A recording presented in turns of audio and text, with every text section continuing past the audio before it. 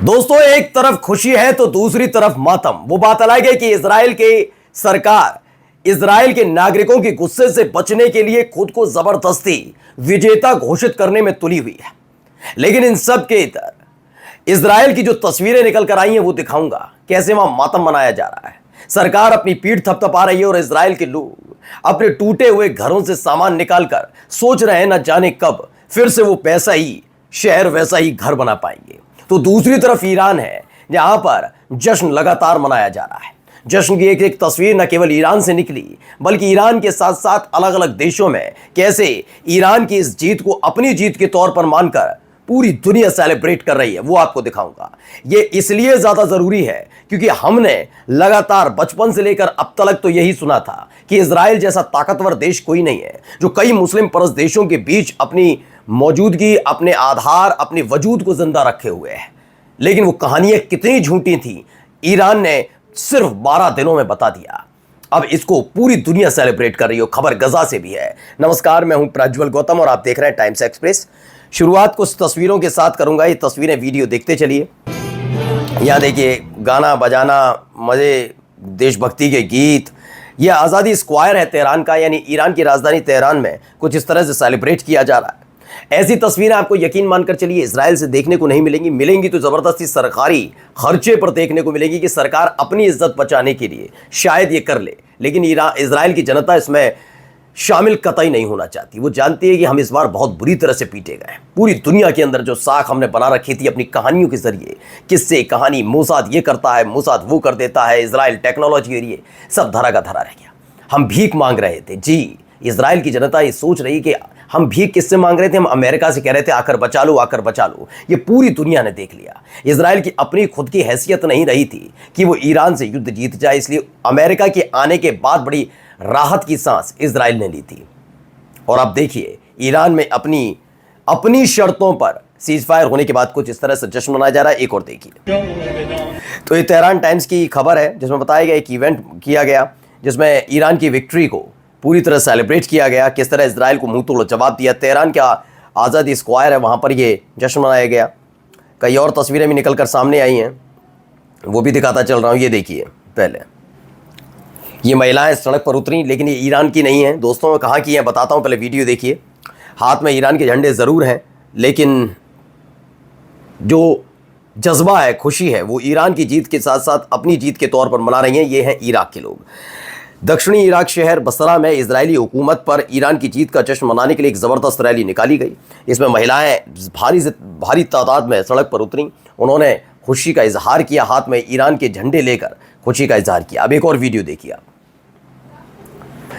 यहाँ पर भी ऐसे ही जीत सेलिब्रेट की जा रही है।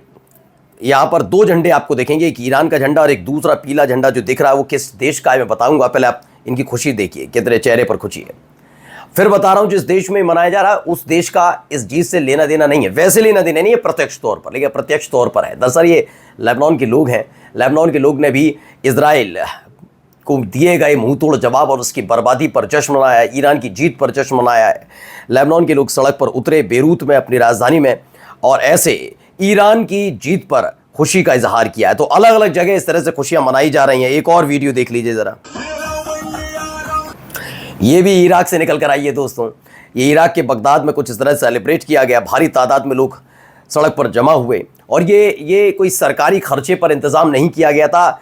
जनता ने खुद को इससे कनेक्ट किया कि ईरान की जीत हमारी जीत के तौर पर इन्होंने कनेक्ट किया। इजराइल की हार ज़रूरी कितनी हो गई थी ये दर्शाने के लिए, क्योंकि आप माने ना माने इजराइल का जो इतिहास रहा दोस्तों, वो इजराइल का इतिहास ऐसा रहा है कि सब जानते हैं कि यहूदियों के साथ क्या हुआ। ये मैं बिल्कुल भी ये नहीं कहूँगा कि उनके साथ अच्छा हुआ था, कि यहूदियों को कैसे खदेड़ कर भगा दिया गया था।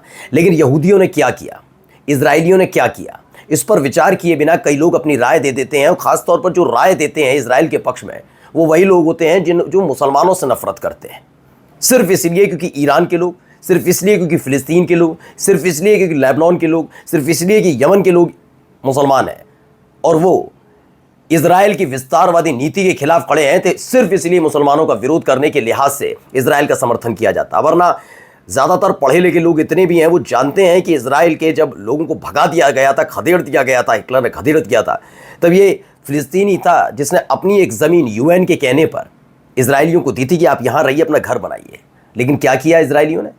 फिलिस्तीनियों को ही खदेड़ना शुरू कर दिया। ये हालात कैसे पैदा हुए? क्या इस पर जवाब नहीं मांगा जाना चाहिए? लेकिन कोई जवाब मांगने के बजाय सिर्फ मुसलमानों से नफरत की वजह से इजराइल जो दूसरे देशों पर हमला करके अपनी ज़मीन को बढ़ाना चाहता है, देश को बढ़ाना चाहता है, उसका समर्थन करते हैं। हाँ, अगर उनके देश के साथ अगर ऐसा होने लग जाए फिर याद आता है कि वो तो देश का दुश्मन है, उस देश ने हमारी ज़मीन पर निगाह कैसे रखी, आंखें फोड़ देंगे, ये कर देंगे। लेकिन जब वही काम इजराइल फिलिस्तीन की ज़मीन पर करता है तो उन्हें खुशी मिलती है। खैर, ये उसी हार के बाद, इजराइल के हार के बाद की खुशी है। देखिए, अब आइए यहाँ पर एक तस्वीर दिखाने जा रहा हूँ, पहले वीडियो देखिए। दरअसल IAEA के साथ उन्होंने अपना कोलैबोरेशन खत्म कर दिया है। अब IAEA की टीम जाकर ईरान का न्यूक्लियर फैसिलिटी का सर्वे नहीं कर पाएगी, जांच नहीं कर पाएगी, क्या चल रहा है क्या नहीं चल रहा है इसके बारे में पता नहीं कर पाई, क्योंकि ईरान ने एक स्वर में कह दिया कि जब हम सब कुछ ठीक ठाक तरीके से कर रहे थे और अमेरिका ने हम पर हमला किया तो IAEA क्या कर रहा था। इस पर जवाब अंतर्राष्ट्रीय एजेंसियों का करना पड़ेगा, जवाब देना होगा। इसीलिए, और उन्होंने जब जवाब नहीं दिया तो IAEA के साथ किसी भी तरह का ऑपरेशन करने का नाता ही तोड़ लिया। बिल्कुल नॉर्थ कोरिया की तरह न्यूक्लियर बम बनाने में जुट गया है ईरान। लेकिन जब ये संसद के अंदर पारित हुआ उस दौरान death down with the US down with Israel, यानी कि इजराइल के खिलाफ और अमेरिका के खिलाफ ईरान की संसद में नारेबाजी हुई।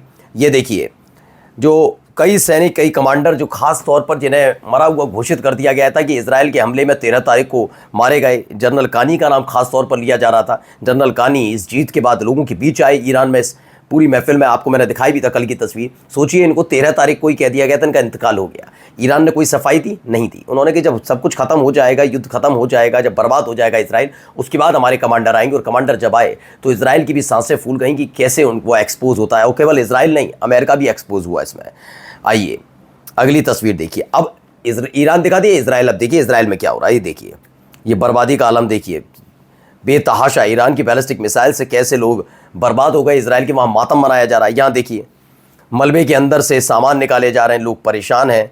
इस बात को लेकर ज़्यादा परेशान हैं कि अब कैसे इन घरों को दोबारा बनाया जा सके, क्या किया जा सके। और वहाँ ज़बरदस्ती इजराइल की सरकार, बेंजामिन नेतन्याहू की सरकार अपनी पीठ थपथपा रही है कि ईरान को झटका दे दिया, ईरान से हम जीत गए। इजरायली खुद ये बात मानते हैं कि हम जीते नहीं हैं, हम बहुत बुरी तरह से पिटे हैं, हम हारे हैं। अमेरिका कहता है कि हाँ हम हारे। आइए अगली तस्वीर देखिए।